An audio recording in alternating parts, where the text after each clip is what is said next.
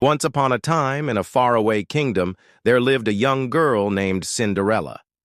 She was a kind, gentle, and beautiful child with the most radiant smile. Cinderella had a heart full of love, but unfortunately, fate hadn't been kind to Cinderella. Her mother had passed away, leaving her alone with her selfish stepmother. The stepmother had two daughters of her own, and she was terribly jealous of Cinderella's beauty and kind heart. She treated Cinderella unfairly, making her do all the housework and dress in rags, while her own daughters wore fine clothes and lived in luxury. Despite the cruelty she faced, Cinderella remained kind and gentle, never letting her stepmother's unkindness change who she was. She would often seek comfort in the garden, talking to the birds and the animals, who had become her dearest friends. One day the kingdom received exciting news. The prince was hosting a grand ball at the palace, and every maiden in the land was invited. Cinderella's stepsisters were overjoyed and spent weeks preparing their gowns and practicing their dance moves. Cinderella watched her stepsisters with a sad smile, hoping she might be able to attend the ball and experience a bit of the magic she had heard about in her mother's stories.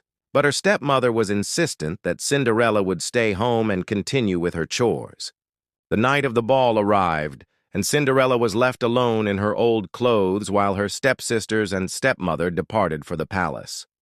She sat by the fireplace, tears in her eyes, wishing for just a taste of the magic her mother had told her about. Suddenly, a soft, sweet voice filled the room. It was her fairy helper, a beautiful figure surrounded by a soft, glowing light.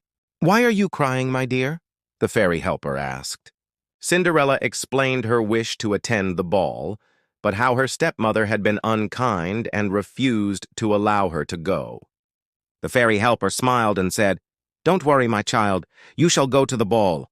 With a wave of her wand, Cinderella's rags were transformed into a stunning gown, and on her feet, she wore the most delicate glass slippers that sparkled like stars. Her fairy helper turned a pumpkin into a magnificent carriage and mice into beautiful horses, so Cinderella could travel to the palace in style. Before she left, the fairy helper gave Cinderella a piece of advice. "Remember, my dear, the magic will only last until midnight. When the clock strikes 12, you must leave the palace and return home." Cinderella thanked her fairy helper and climbed into the magical carriage. As she arrived at the palace, she felt like a princess, her heart dancing with joy. The moment Cinderella entered the ballroom, the entire room fell silent. The prince, charmed by her beauty, approached her, and they danced together like a dream. Cinderella was the happiest she had ever been. But as the hours flew by, she suddenly heard the bells of the palace clock. The first stroke of midnight sent a shiver down her spine. She remembered her fairy helper's warning and knew she must leave. Cinderella hurriedly said goodbye to the prince and fled from the palace.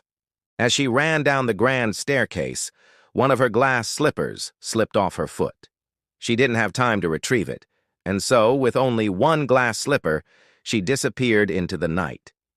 Cinderella's beautiful gown and glass slippers turned back into rags, leaving her with only the memory of the enchanting evening she had spent at the palace. The next day, the prince was determined to find the owner of the glass slipper. He and his attendants traveled throughout the kingdom, visiting every home to see if the slipper would fit any young maiden. When they arrived at Cinderella's cottage, her stepsisters eagerly tried to fit their feet into the glass slipper, but it was too small for them, and their feet simply couldn't squeeze in. Cinderella watched, hidden from view, as her stepsisters attempted to trick the prince. Then she stepped forward and, with a hopeful heart, asked, "May I try?"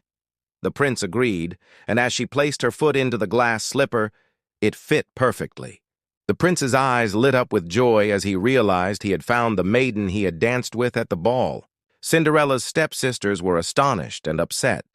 But even though they were mean to her, Cinderella didn't feel angry.